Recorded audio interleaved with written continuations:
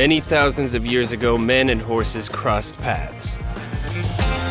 This gave birth to the advent of civilizations that conquered the world. These days, machines have almost wiped them out, but that's just an illusion, because our planet in reality remains Planet of the Horses.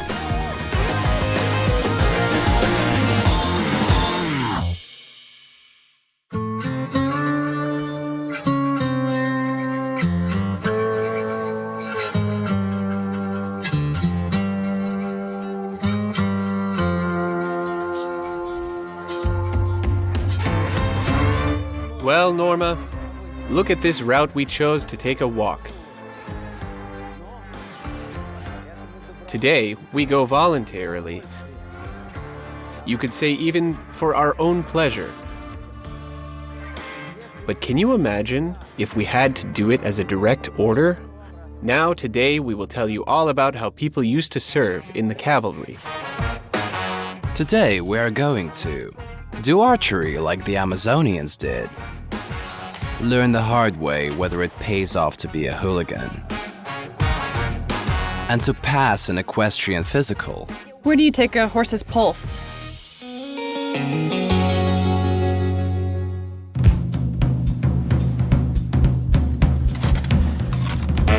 Has everybody seen the old Western movies? Surely you've heard plenty of stories about cowboys, but have you heard of hussars and cavalry? But the modern cavalry is not hussars and dragoons.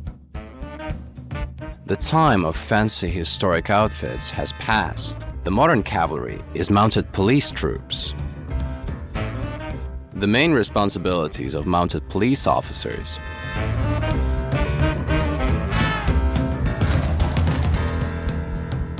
are to maintain order at stadiums, mass protests, and to patrol city parks. A lover of horses, Katya, asked our expert Alexander to explain what the service is like nowadays. We're at the headquarters of the 1st Anti-Riot Regiment of the Moscow Police. And I guess there's something to the fact that the cavalry is recognized as the first regiment of our police force. Though it might sound contradictory, cavalry is quite a modern, developing regiment. The cavalry divides in 2 battalions. This allows them to split the crowd into 2 groups. Recently, a 3rd tourist battalion has been introduced as well. So tell me, how do they train horses for the mounted police? Well, you can see right now how they are trained. People fire guns, wave their hands, throw balls at them. But all that could save their lives under real circumstances because fans are often unceremonious with horses. They have no idea what a horse is really capable of. They are not as afraid of horses as they should be. But they need to fear the horses because their fear is directly proportional to the mounted police's effectiveness in stopping disorderly conduct.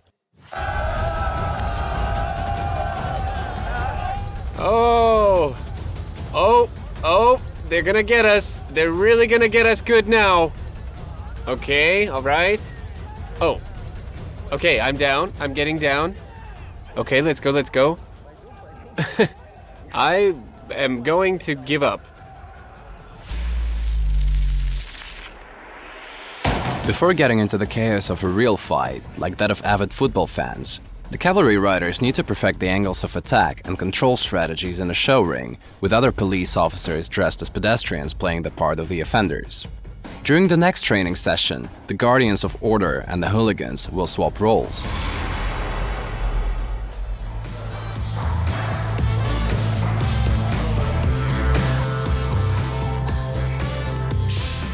There is always a danger of trauma in this business, not only for the officers, but also for their horses. The hoofed members of the force must have rock-solid health to be in the service. For this very reason, all horses in the police department are subjected to physicals on a regular basis. They're inspected by 5 paramedics and the same number of doctors, practically a whole vet clinic. So tell us how you give a physical to a horse. For example, if a new horse that you don't know comes into the clinic. It's better if you show us and not tell us. It's bound to be more interesting. Well, the horses are examined every day. All the animals are. Before starting their duty and during feeding time, a vet comes. He or she examines them all. If they suspect the presence of a disease, the horse is brought directly here, to the veterinarian department. Here we do a more detailed examination and diagnose any diseases. Their pulses and temperatures are checked. The pulse. Pulse. Where do you take the pulse of a horse? Right here, yes? Please, feel free to try to feel it if you Well. want.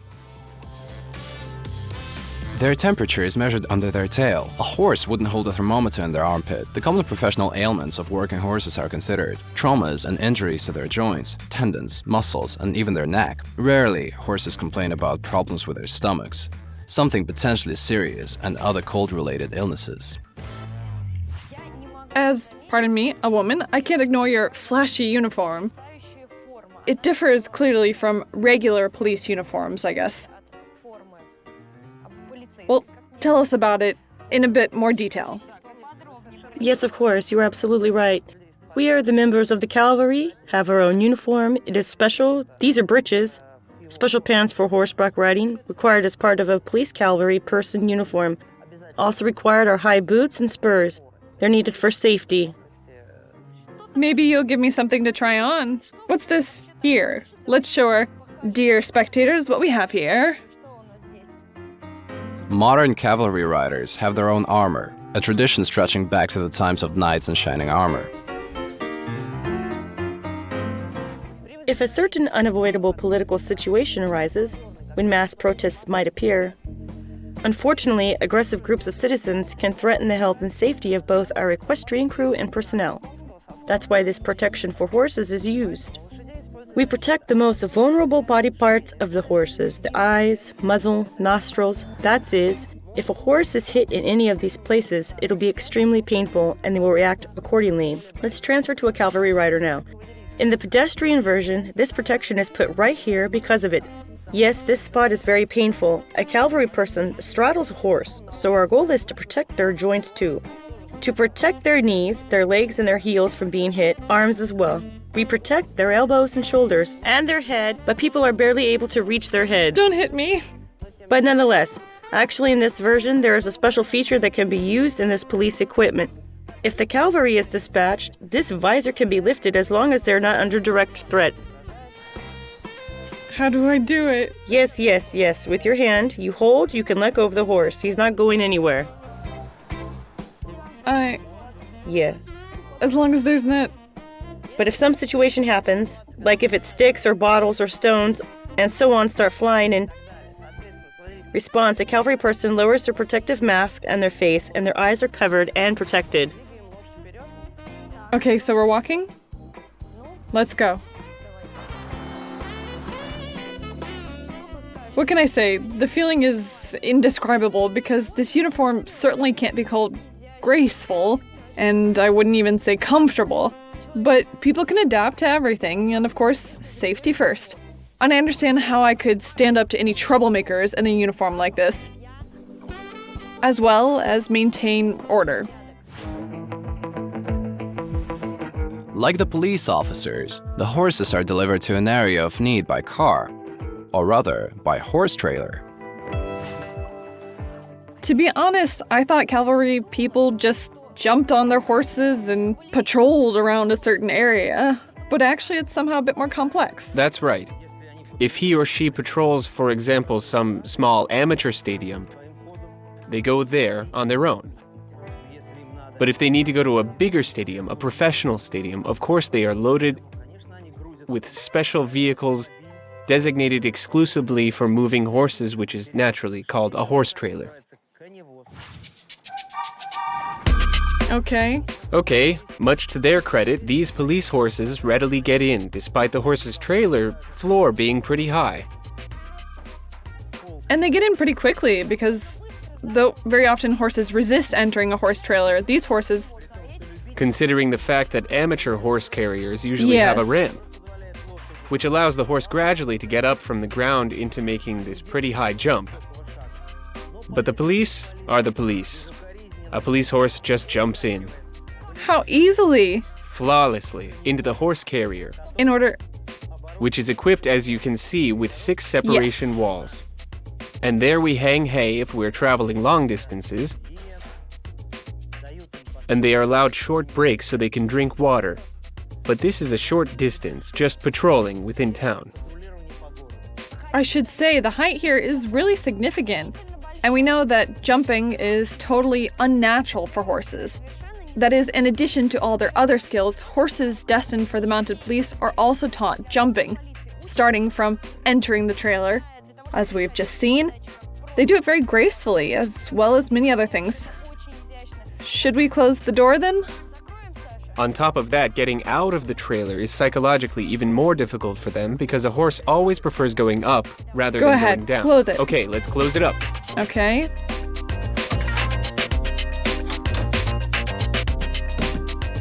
Done.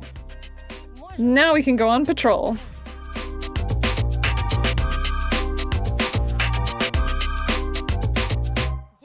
To be honest, I've always considered mounted police to be something like forest rangers or fishing and hunting control, basically needed where ecology and silence are king. But it turns out that the mounted police is a necessary measure also in modern cities, although it appears to me that in Moscow, riding in a car is much more convenient. But who would notice another car nowadays? Who would want to give it a pat on the nose, or moreover, who would be scared of a car? How can a car be compared with such beauty?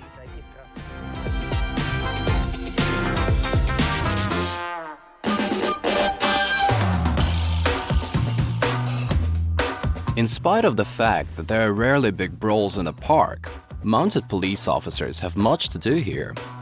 While regular law enforcement officials patrol the streets, horseback riders can go where a car can't. You know, Katya, even if in the near future our safety is entrusted to drones, video cameras, GPS trackers, and facial recognition ID, the mounted police should still exist because they are an adornment to our city. Like music groups or military orchestras. Look how these beautiful horses are, how they are cared for, how they look. They're simply a pride of the capital.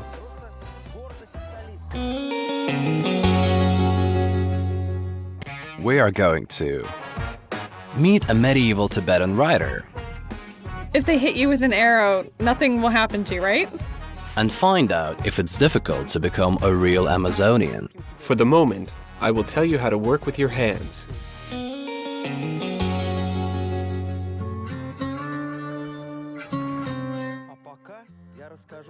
Our hands hold on to the reins for us. This is our car key, remote, and parking brake all at the same time. You need to close your hand around the rein so that the bottom comes out of your fist and goes to the horse's bit. No need to hold the rein this way. No need to wrap it around your fingers. We just take it into our fist. You can use your pinky finger to shorten the rein if you need to. Or you can shorten the reins like this, if you need to do it quickly. When we sit straight up on the saddle, our stretched out arms should actually be an extension of the reins leading to the mouth. They can relax and rest on the neck. But they should always be ready to pull the reins in order to stop a moving horse. If we want to start moving, we lean forward with our upper body. Our arms allow the rein to slack, and the horse starts moving freely. We'll be on our way soon.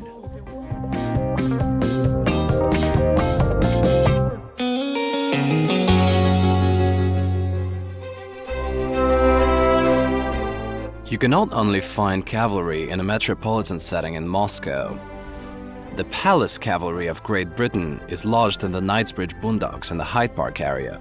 By the way, Prince Harry, a grandson of Queen Elizabeth II, started his military service in one of its subdivisions. But to feel like a prince on a white horse, you don't necessarily need to be born in England, although you will need to forge your own armor and sword. Those longing for the Romantic period will be led directly to historical reenactment. Hello. Hello. Oh, hello. So, you have arrived at the Cavalry Martial Arts Club territory on our training base. How good that you have come here. We need helpers. What are you getting ready for? We're getting ready for the Golden Arrow of the North competition. Can we help you with something? Yeah, let us. Of course, here you can try and clean a horse. Clean a horse? Oh, that's my favorite thing. Okay. Okay. All right. I will pass you off to Natalia here. She will show you what's what. The core of a reenactor's craft is reproducing the military equipment, equestrian and infantry, of a certain period as precisely as possible under modern conditions. And in the end, reproducing a small moment of human history live is a joy for modern people. As everything related to horses, it's very connected to everyday labor. Good day. Hi. We want to learn how to clean the horse because Alexander, he only scolds me. Come on, let's go clean Elbin. Let's go. Okay. This is our horse. I will give you brushes now. Hello, my pretty. How dirty you are. Oh, it really needs to be cleaned. Here's a scrubber. Okay. Put it on your right hand. And what if I'm left-handed? What should I do? Can I put it in my left? Well, maybe better put it on the left one then. Perfect. Oh, what a mess. So much dust. What does this beautiful horse do? This horse is getting ready to do trick riding. He has only been with us for a short while. So he hasn't gotten accustomed to everything yet. He's also getting ready to work in armor. I'm afraid of cleaning its rear. Right here. And the tail too. You can untangle the tail either with your hands or with the brushes. Is your position entourage? It's entourage for now, so now we put on the mask. So the horse has entered the medieval Asian era now. The Middle Ages lasted pretty long, and no one properly documented what happened in Asia. Horses back then were similar. Horses back then were smaller, yeah? But the equipment was approximately like this. It's curious that firing arrows on the move was first mastered by Asians many centuries ago. Stirrups appeared there too in order to increase the rider's stability and free his hands for a weapon.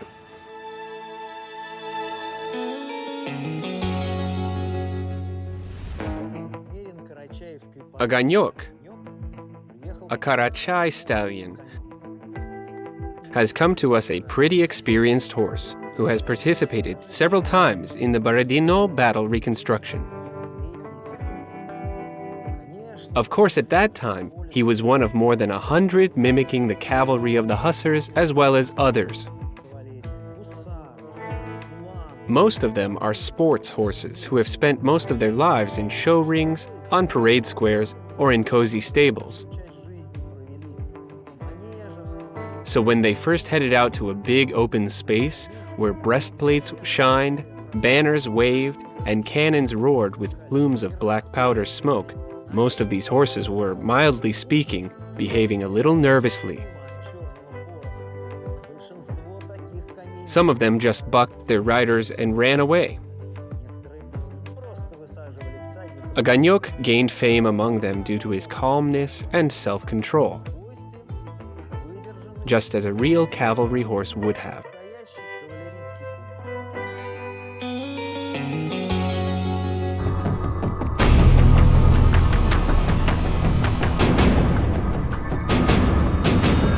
Today we're going to kill No, what's wrong with you? from a horse? Thankfully, nowadays, Oh, horsey. mounted reenactors don't kill anybody.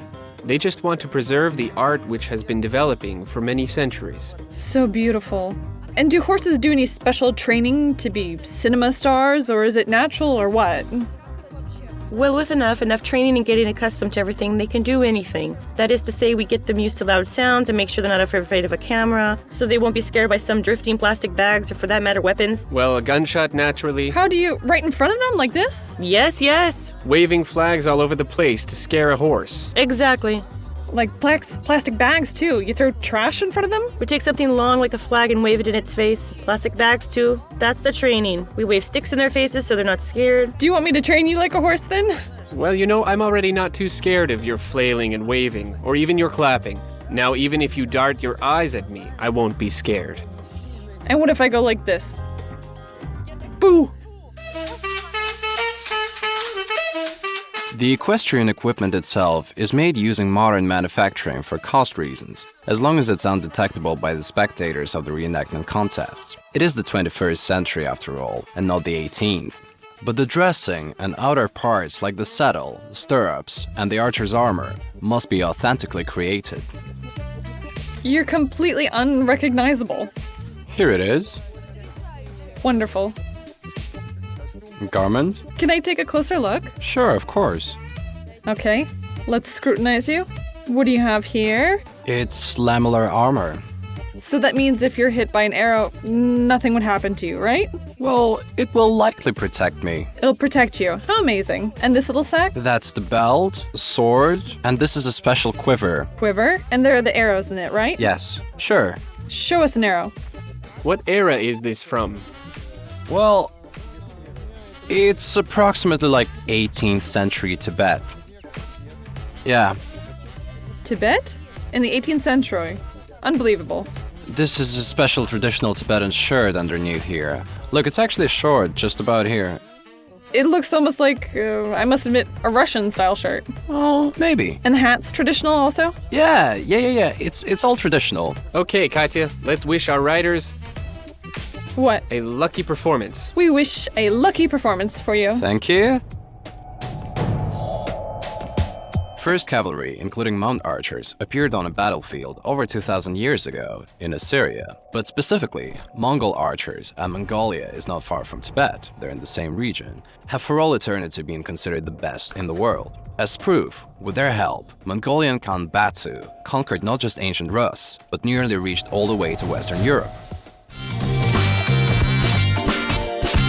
In historical equestrian martial competitions, each participant gets to make 6 attempts, and every time a rider gets 3 arrows, one before the target, one right as they pass it,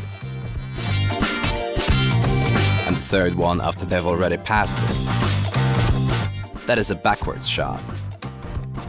Medieval archery tactics looked exactly like this.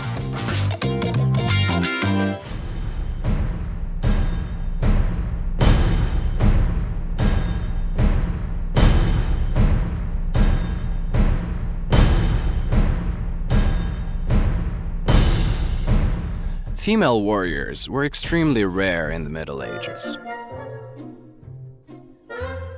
But much more is possible now in the modern world. Look, Katya, even sitting on a log, you can't harness your inner Amazonian. Yeah. But if it were a live horse tearing along at 30 miles an hour, To be honest, I can't even imagine that. you see, and you would need to control it with just your legs because your hands are occupied with a bow. And now you need to hit a target. Maybe let's see how professionals do it. Battle horses don't just need to be strong and brave. Their most important trait is that they need to trust their riders. During archery, a horse actually runs on its own, not controlled by the reins, because a rider must free his hands, take aim, and hit a target. And for exactly that reason, modern reenactors and cavalry martial arts amateurs continue to use breeds developed for use in war. In this field, the best are the Don, the Terek, and of course, the genre classic, the Arab racing breed.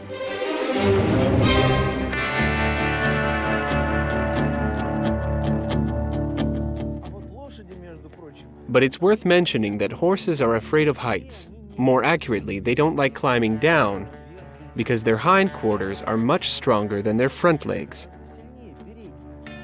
And when their heads are below their hindquarters, the majority of the strain is redistributed into their front legs. And this is very uncomfortable for horses. But man can teach a horse how to do this, among many other things. If you, God forbid, have to lead a horse upstairs, be ready for it to go up, but not down, unless you call a freight elevator. But meanwhile, horses that work in the mountains walk down fantastically narrow trails that have a vertical slope on one side and an abyss on the other. So it's very hard to imagine how steely their nerves can be.